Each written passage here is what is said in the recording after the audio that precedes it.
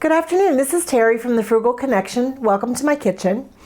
What I want to make today is a simple, creamy mushroom pasta, and this only calls for a few ingredients, and I want to invite you along with me while I make this.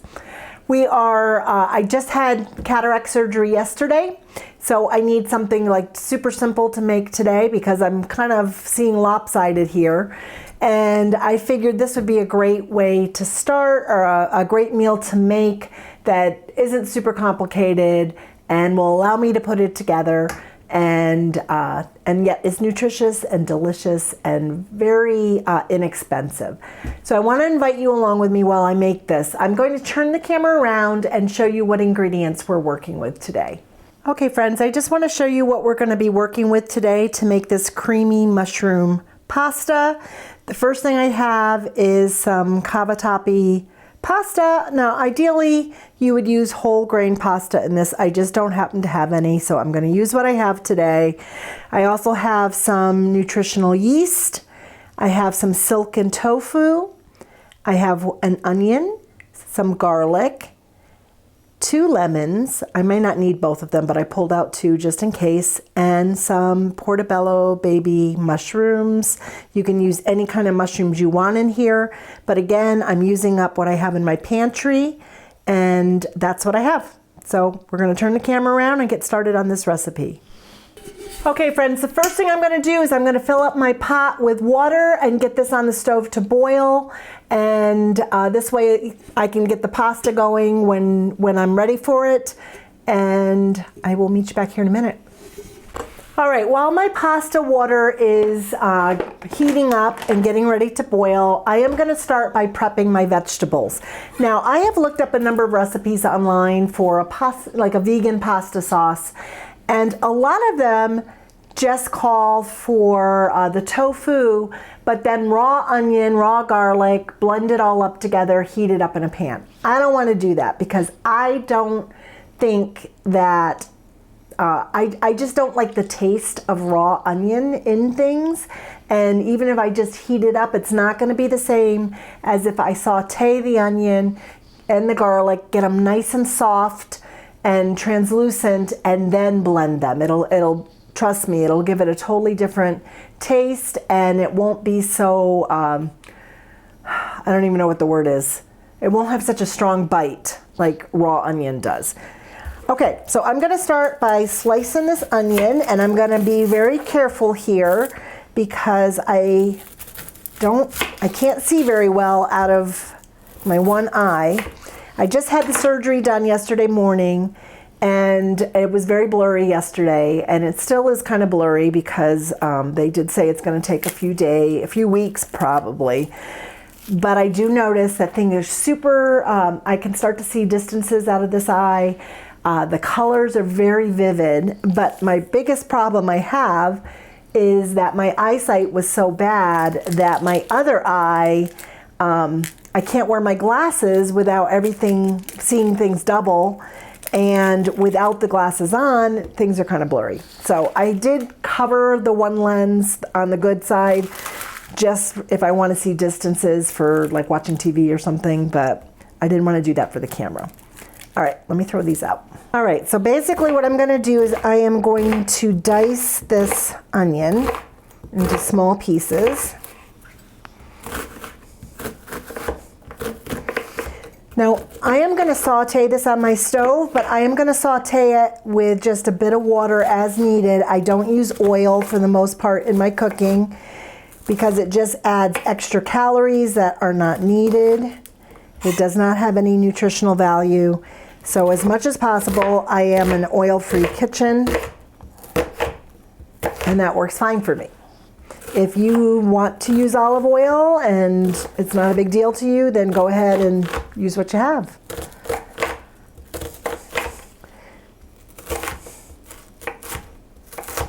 Okay.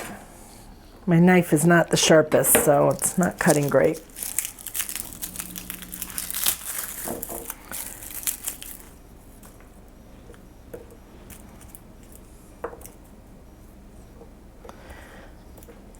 All right, so now what I'm going to do is I'm just going to mince up this garlic. Get that paper out of there.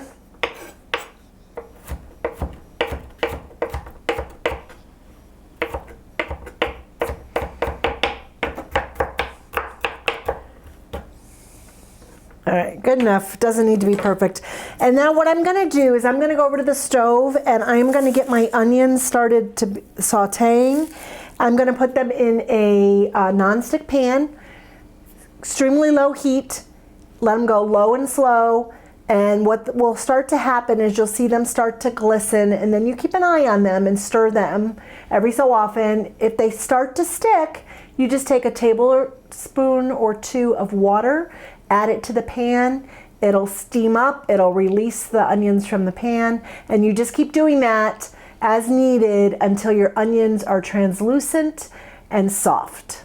And then I'm gonna add in my garlic and do that for another minute or two. And then I will meet you back here to show you how to put this pasta sauce together. All right, while my onions are going, I am gonna take my portobello mushrooms and I am going to give them a good chop. Or I'm gonna slice them. And then I'm gonna actually slice them into smaller pieces. So I don't want big giant pieces of mushroom in there. I kind of want more like a dice on these mushrooms.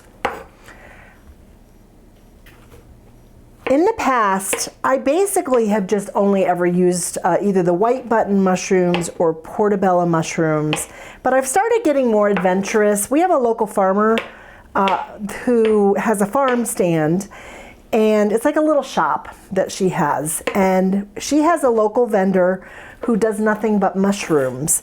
And I have bought a couple of different kinds of mushrooms there. One of them are blue oyster mushrooms, which I love.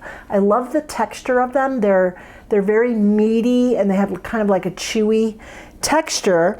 And then I also bought some lion's mane mushrooms there, which I like them, but I kind of had a little bit of a reaction to them. So I don't think I'm gonna buy those again. It was kind of some gastro stuff. And I did read that that can be the case for some people. So I decided to stick with the safe things. But some people can eat lion's mane and have no problem with them at all. I've also had those little, I forgot what they're called. They're little, they look like a little cluster of mushrooms that come all together and they have little spiky things that hang down. And those are really cool too. I like shiitake mushrooms.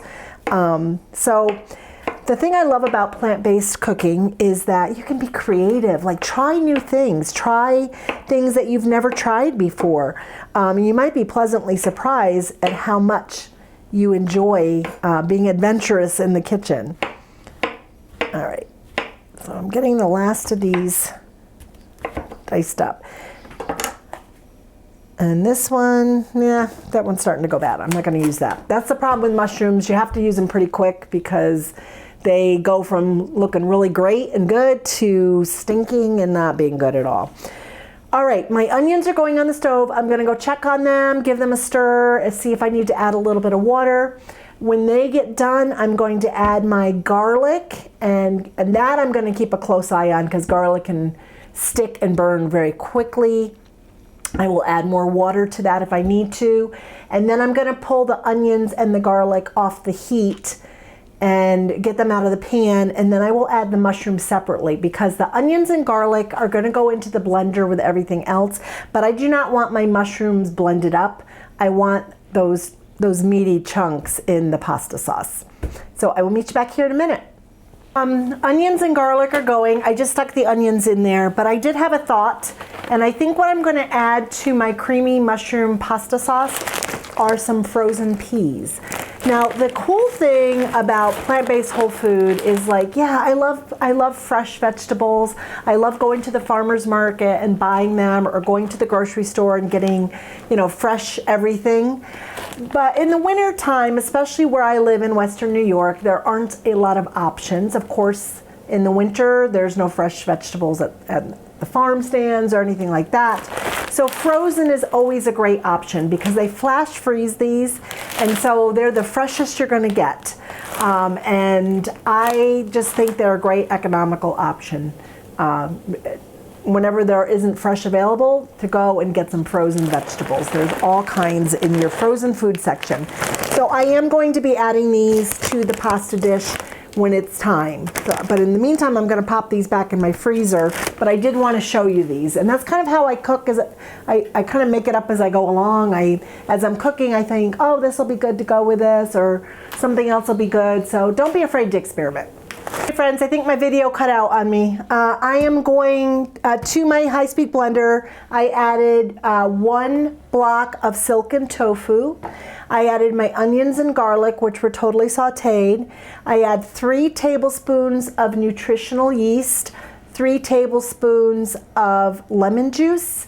I added in 1/4 cup of pasta water. I took some water out of my pasta that's boiling. I added a couple grinds of black pepper, a couple of grinds of salt, and now I'm going to taste this and see if I need to add anything else to it. And if you can see it, it looks thick and creamy and delicious. Now, it's okay if it's on the thin side because tofu will thicken up as it sits there. So you kind of want it on the thin side to start, and knowing it'll get to the right consistency when you need it to.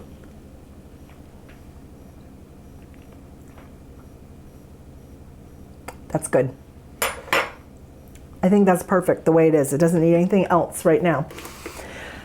I'm going to let my mushrooms finish cooking. They're on the stove, and I added a little bit of water as needed to prevent them from sticking to the pan. As soon as they're totally soft, I'm going to add in my pasta sauce, heat it all, add the frozen peas, and I will meet you back here with the final dish.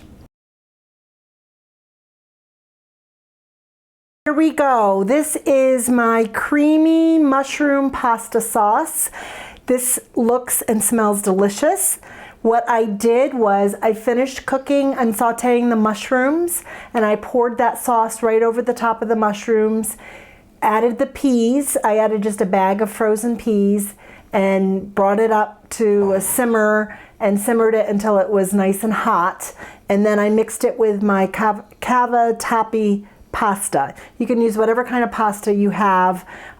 Preferably it would be a whole grain pasta. I just am out of that, so I wanted to do this video, so I used what I had in the house.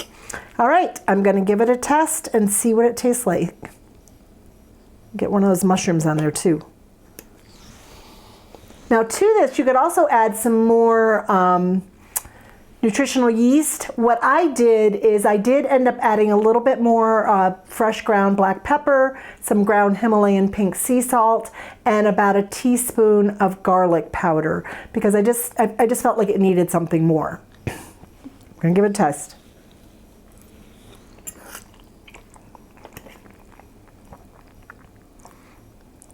That's really good. I can taste the onions, the garlic, a little hint of lemon juice, which kind of elevates it a bit, and I can taste the nutritional yeast in there. It does have a cheesy taste. I mean, now if you're new to eating this way, I just want to warn you, nutritional yeast has a cheesiness about it, but it does not taste like cheese. So I just want to prepare your taste buds so that you know ahead of time. But it's a great substitute, you know, it really is. If you're trying to eat plant-based whole food, get rid of milk or dairy products and meats, nutritional yeast is a good substitute if you're really craving that cheesy type flavor to things. So I'm gonna go eat my lunch. This is delicious. I will type up this recipe. I will put it up on my blog, on my website, which is thefrugalconnection.com. You can find other recipes on there as well. And I hope that you will try this recipe. If you like it, give it a thumbs up. You can share, you can subscribe. And I hope you're having a great day wherever you are, and I will see you in the next video.